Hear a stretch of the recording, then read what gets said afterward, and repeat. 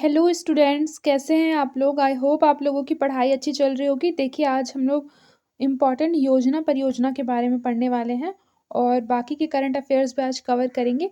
तो चलिए देखते हैं। देखिए, सबसे पहले लिखा होगा ड्रोन दीदी पायलट प्रोजेक्ट। ठीक है, याद रखिएगा कि ये महिला सशक्तिकरण को बढ़ावा देने के लिए शुरू किया गया है केंद्रीय कौशल विकास एवं उद्यमिता मंत्रालय के द्वारा। और याद रखिएगा, मिनिस्ट्री याद करना बहुत इंपॉर्टेंट है, इस चीज़ को याद रखिए। और कहाँ से शुरू किया गया है? तो नोएडा और हैदराबाद में ड्रोन दीदी योजना के तहत 2 पायलट परियोजनाओं के संचालन के लिए महिंद्रा एंड महिंद्रा लिमिटेड के साथ इस समझौता पर हस्ताक्षर किए गए हैं। इस चीज़ को याद रखिएगा। फिर देखिए, एक पेड़ माँ के नाम अभियान। ठीक है, ये भी बहुत इंपॉर्टेंट है। याद रखिएगा कि प्रधानमंत्री नरेंद्र मोदी ने विश्व पर्यावरण दिवस, जो कि 5 जून को मनाया जाता है, डेट याद रखिएगा, के अवसर पर लोगों को पर्यावरण के प्रति जागरूक करने के लिए एक पेड़ माँ के नाम योजना की शुरुआत की है। इस चीज़ को याद रखिएगा। ठीक है। फिर देखिए, अदर इम्पॉर्टेंट योजना है प्रधानमंत्री सूर्य घर मुफ्त बिजली योजना। याद रखिएगा कि प्रधानमंत्री नरेंद्र मोदी ने छत पर सौर ऊर्जा प्रणालियों को बढ़ावा देने के लिए 22 जनवरी 2024 को एक सरकारी योजना प्रधानमंत्री सूर्योदय योजना की शुरुआत की थी। याद रखिएगा, जिसे कि अब क्या कहा जा रहा है? प्रधानमंत्री सूर्य घर मुफ्त बिजली योजना के नाम से जाना जा रहा है। ठीक है, इसका क्या उद्देश्य है इस योजना का? तो आपको तो पता चल रहा होगा नाम से ही कि नवीनीकरणीय ऊर्जा लक्ष्यों को बढ़ावा देना इसका उद्देश्य है। फिर देखिए, आयोग या समिति के बारे में कुछ इंपॉर्टेंट फैक्ट हैं। देखिए, परीक्षाओं की विश्वसनीयता पारदर्शिता बढ़ाए रखने के लिए राधाकृष्णन समिति का गठन किया गया है। इस चीज़ को याद रखिएगा कि परीक्षाओं की विश्वसनीयता पारदर्शिता बनाए रखने के लिए राधाकृष्णन समिति का गठन किया गया है। इस चीज़ को याद रखिएगा। फिर ये भी काफ़ी इंपॉर्टेंट है, लिखा है समलैंगिक मामले में समिति। तो याद रखिएगा, समलैंगिक मामले में राजीव गौबा समिति का गठन किया गया है। राजीव गौबा समिति। क्वेश्चन अगर पूछ दिया कि राजीव गौबा समिति किससे रिलेटेड है और ऑप्शंस में रहेगा समलैंगिक मामले में समिति से, तो ये इसका करेक्ट आंसर हो जाएगा। ठीक है। फिर देखिए, भारत 6G 2024, इससे रिलेटेड क्या योजना है? सबसे इंपॉर्टेंट तो यही है कि मतलब ये तो नई दिल्ली में संचार किया गया था संचार मंत्रालय के द्वारा। और याद रखिएगा कि मुख्य विषय इसका याद रख लीजिएगा, 5G and beyond connectivity of और डिजिटल वर्ल्ड। ये इंपॉर्टेंट है। फिर लिखा है विश्व हाइड्रोजन शिखर सम्मेलन 2024। ये कहाँ हुआ है इस बार? तो नीदरलैंड के रॉटरडैम में विश्व हाइड्रोजन शिखर सम्मेलन 2024 का आयोजन किया गया है। कहाँ? नीदरलैंड के रॉटरडैम में। फिर इस चीज़ को देखिए कि 46वीं अंटार्कटिक संधि सलाहकार बैठक जो है वो कोच्चि केरल में हुई है। इस चीज़ को भी याद रखिएगा। ठीक है। फिर देखिए, 10वां विश्व जल मंच 2024। याद रखिएगा, 10वां विश्व जल मंच, जिसकी थीम क्या है? साझा समृद्धि के लिए जल। इस चीज़ को याद रखिएगा। आधिकारिक तौर पर इसे बाली इंडोनेशिया में आयोजित किया गया है। 10वां विश्व जल मंच बाली इंडोनेशिया में आयोजित किया गया है। और ये क्वेश्चन याद कर लीजिए, पीसीएस के लिए बहुत इंपॉर्टेंट है या फिर वन डे एग्जाम के लिए, कि इंडोनेशिया के राष्ट्रपति जोको विडोडो ने इस मंच का क्या किया था? उद्घाटन भाषण पेश किया था। फिर देखिए, विश्व जल परिषद के अध्यक्ष कौन है? तो लोइक फाउचान जो है वो विश्व जल परिषद के वर्तमान अध्यक्ष है। और उन्होंने इस कार्यक्रम में क्या कहा कि पर्यावरणीय क्षति की मरम्मत और भविष्य की पीढ़ियों के लिए आशा प्रदान करने के वैश्विक प्रयासों की आवश्यकता को उन्होंने संबोधित किया था इस कार्यक्रम में। फिर अगला क्वेश्चन है 16वां विश्व भविष्य ऊर्जा शिखर सम्मेलन। ठीक है, तो इस चीज़ को याद रखिएगा। 16वां विश्व भविष्य ऊर्जा शिखर सम्मेलन जो है वो संयुक्त अरब अमीरात के अबू धाबी में किया गया है। ठीक है, इस चीज़ को याद रखिएगा। ठीक है, संयुक्त अरब अमीरात के अबू धाबी में किया गया है। फिर देखिए, फिर अगला क्वेश्चन क्या कह रहा है कि विश्व व्यापार संगठन का मंत्री स्तरीय सम्मेलन। याद रखिएगा, विश्व व्यापार संगठन यानी कि WTO का जो मंत्री स्तरीय सम्मेलन हुआ है 2024 में, वो संयुक्त अरब अमीरात के अबू धाबी में संपन्न हुआ है। इस चीज़ को याद रखिएगा। और याद रखिएगा कि इसमें ई-कॉमर्स, मत्स्यिकी, सब्सिडी, खाद्य सुरक्षा, सेवाओं के व्यापार एवं विनिवेश आदि मुद्दों की गतिविधियों पर चर्चा इस सम्मेलन के विभिन्न सत्रों में आयोजित की गई है। ठीक है, इस चीज़ को याद रखिएगा। विश्व ऊर्जा कांग्रेस 2024। ठीक है, याद रखिएगा इस चीज़ को कि विश्व ऊर्जा कांग्रेस 2024 की जो आयोजन हुआ है वो नीदरलैंड के रॉटरडैम में हुआ है। इस चीज़ को याद रखिएगा। और यह विषय क्या है 2024 की? तो लोगों और ग्रह के लिए ऊर्जा को नया स्वरूप देना। लोगों और ग्रह के लिए ऊर्जा को नया स्वरूप देना, एकदम याद कर लीजिए, इम्पोर्टेंट है। फिर है पहला परमाणु ऊर्जा शिखर सम्मेलन। तो याद रखिएगा कि पहला परमाणु ऊर्जा शिखर सम्मेलन 2024 में हुआ है ब्रुसेल्स, बेल्जियम में। इस चीज़ को याद रखिएगा, ठीक है? ब्रुसेल्स, बेल्जियम में हुआ है। इसमें क्या बोला गया? इसमें बोला गया कि शुद्ध शून्य कार्बन उत्सर्जन तक पहुँचने के लिए विभिन्न परमाणु ऊर्जा के उपयोग पर चर्चा की गई थी। प्रवासी प्रजातियों के संरक्षण पर कॉप 14 सम्मेलन, ये कहाँ पे आयोजित किया गया है? तो ये उज्बेकिस्तान के समरकंद में आयोजित किया गया है, ठीक है? प्रवासी प्रजातियों के संरक्षण पर COP 14।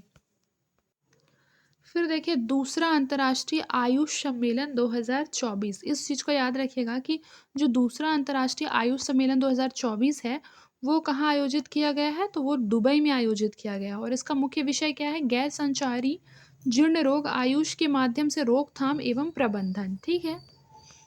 फिर यहाँ क्या लिखा है? राष्ट्रीय युवा महोत्सव 2024। तो राष्ट्रीय युवा महोत्सव 2024 जो है वो नासिक, महाराष्ट्र में आयोजित किया गया था। और याद रखिएगा कि इसका जो थीम था 2024 का राष्ट्रीय युवा महोत्सव का, वो था मेरा भारत विकसित भारत 2047, युवा के लिए युवा के द्वारा। इस चीज़ को याद रखिएगा, ठीक है? और राष्ट्रीय युवा महोत्सव जो था वो स्वामी विवेकानंद जी की जयंती पर क्या किया गया था? आयोजित किया गया था। फिर है हमारा भारत मोबिलिटी ग्लोबल एक्सपो 2024। इस चीज़ को याद रखिएगा कि इसका आयोजन नई दिल्ली में किया गया है और उसकी जो थीम थी वो थी बियॉन्ड बाउंड्रीज। याद रखिएगा कि भारत मोबिलिटी ग्लोबल एक्सपो 2024 की थीम क्या है? बियॉन्ड बाउंड्री, याद रखिएगा। फिर देखिए जलवायु सम्मेलन 2024 जो कि मुंबई में हुआ था, केंद्रीय पर्यावरण, वन एवं जलवायु परिवर्तन मंत्रालय के द्वारा, याद रखिएगा। और मिनिस्ट्री बहुत इंपॉर्टेंट है, मैं फिर आपको बता रही हूँ, ठीक है? लिखा है इस सम्मेलन की जो थीम थी वो थी भारत के लिए हरित परिवर्तन को डिकोड करना। किसकी? जलवायु सम्मेलन 2024 की ये थीम है, ठीक है? और याद रखिएगा यहाँ पे लिखा है कि वर्ल्ड गवर्नमेंट समिट 2024 का आयोजन दुबई में किया गया है। फिर इस चीज़ को देख लीजिए कि भारत की पहली स्वदेशी CRTC जो सेल थेरेपी का शुभारंभ है वो कहाँ किया गया है?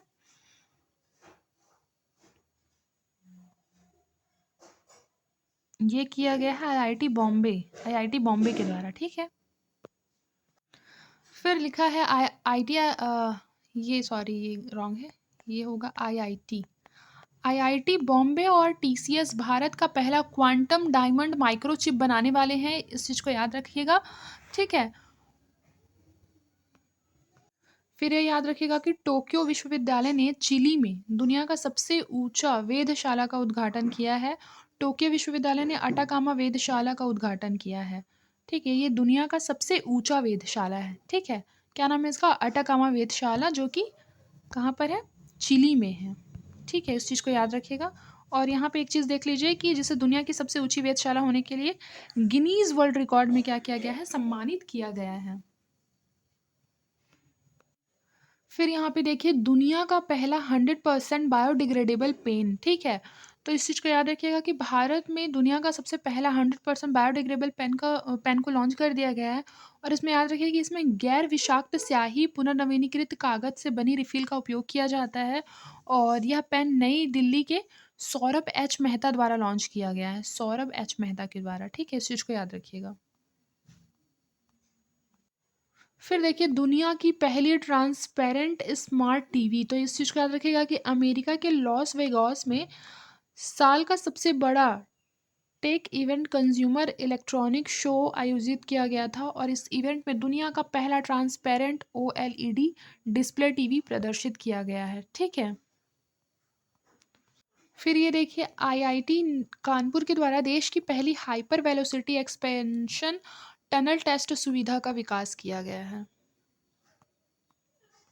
फिर इस चीज़ को याद रखिएगा कि चीन का चंद्र मिशन जो है चांग-E 6, ये चंद्र सतह के नमूने को लेकर पृथ्वी पर सुरक्षित लौट गया है, ठीक है? इस चीज़ को याद रखिएगा।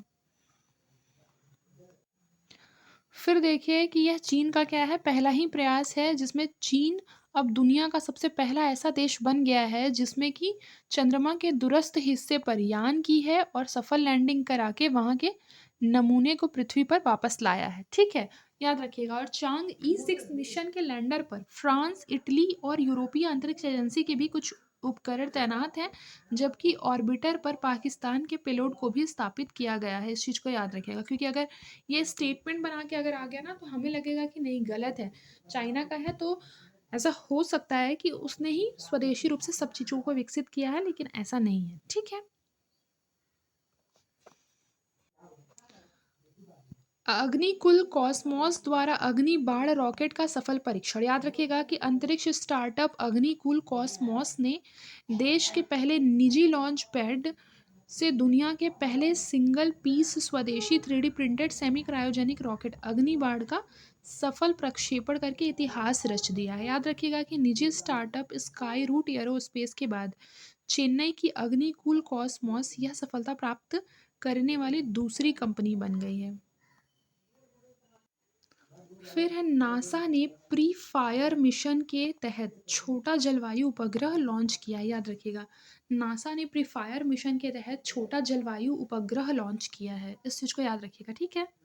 प्री फायर क्या होता है, देखिए, दूर अवरक्त प्रयोग में ध्रुवीय विकिरण ऊर्जा नामक इस मिशन का उद्देश्य जो है वो पृथ्वी के ध्रुवों पर ऊष्मा उत्सर्जन का अध्ययन करना है, एवं जिससे इन क्षेत्रों एवं वैश्विक जलवायु परिवर्तन के बीच एक जटिल अंतर संबंध पर क्या डाला जा सके, प्रकाश डाला जा सके। ठीक है। फिर देखिए, ये सबसे इम्पोर्टेंट क्वेश्चन हो जाता है कि रूसी अंतरिक्ष यात्री आलेग कोनोनेंको के नाम अंतरिक्ष में 1000 दिन पूरा करने का रिकॉर्ड बनाया गया है। ठीक है, इस चीज को याद रखिएगा।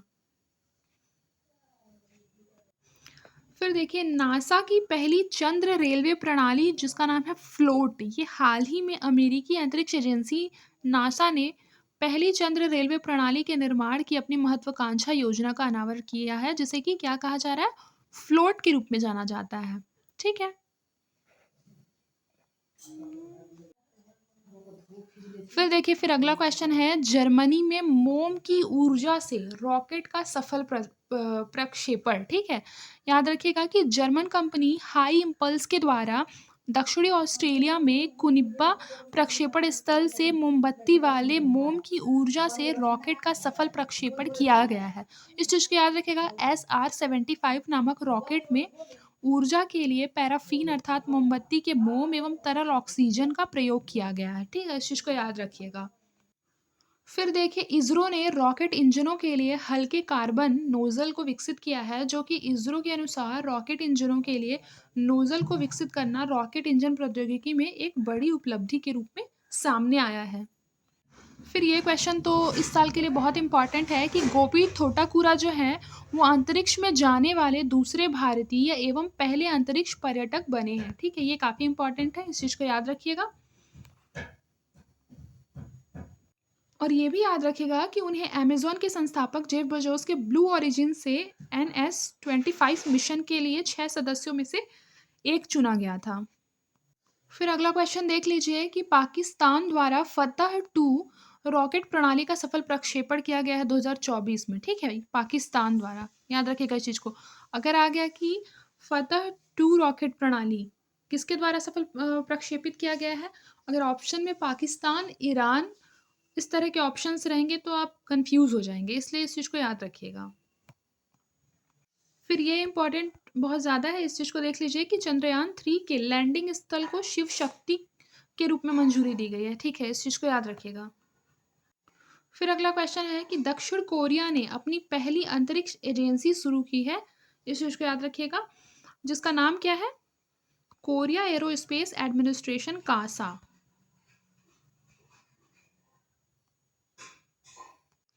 फिर देखिए, दुनिया की पहली लकड़ी की सैटेलाइट तैयार की गई है, किसके द्वारा, जापान के द्वारा ये तैयार की गई है, और क्योटो यूनिवर्सिटी ने इसे तैयार किया है।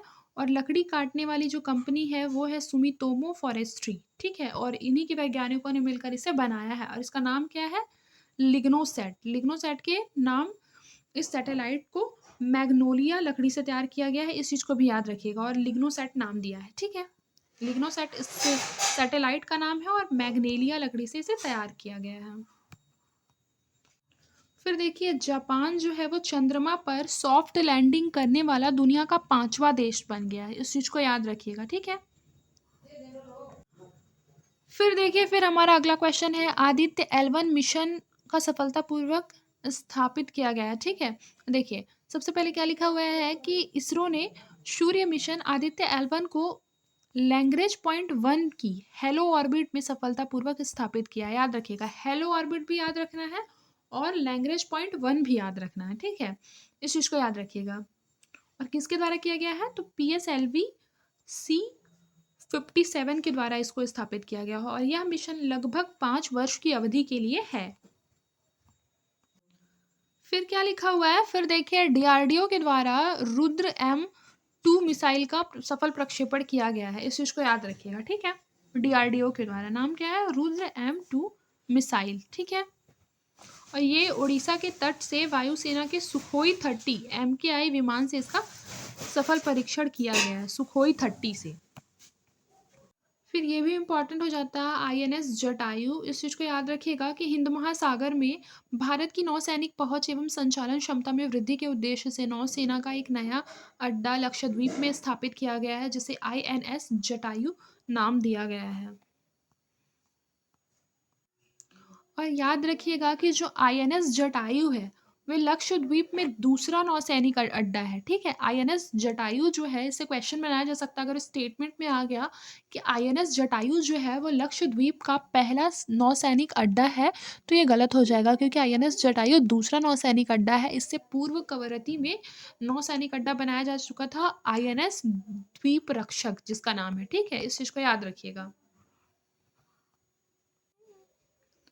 फिर देखिए, ये काफ़ी इम्पोर्टेंट हो जाता है कि जो DRDO है उसने क्या किया है, अग्नि प्राइम मिशन का क्या किया है, सफल आरंभ किया है, ठीक है।